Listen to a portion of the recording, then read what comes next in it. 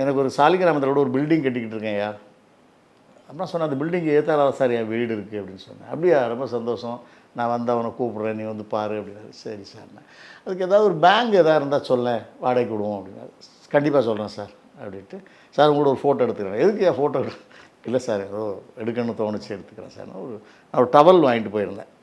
இந்த சால்வங்கிறதுலாம் வேஸ்ட்டு, சும்மா அது ஒன்றுக்கு தூரம் தான் போடணும், இதுனா அட்லீஸ்ட் ஒரு காரில் போட்டுக்கலாம், குளிக்கிறதுக்கு அது பயன்படணும். ஒரு டவல், ஒரு பெரிய டவல், ஒரு ஆரஞ்சு கலர் டவல் ஒன்று வாங்கிட்டு போயிருந்தேன். அதை போட்டேன். போட்டு சார் ஒரு ஃபோட்டோ எடுத்துக்கிறேன். அவருடைய ஸ்டாஃபே கூப்பிட்டாரு, ஒரு ஃபோட்டோ எடுங்கன்னாரு. அந்த ஃபோட்டோ எடுத்துட்டோம். அந்த ஃபோட்டோ கூட இதே கிட்டப்பு தான், அப்படியே இருப்பேன். நீங்கள் பார்த்தீங்கன்னா 10 நாள் முன்னாடி எடுத்ததில்ல, 10 நாளைக்கு முன்னால் எடுத்தோம்.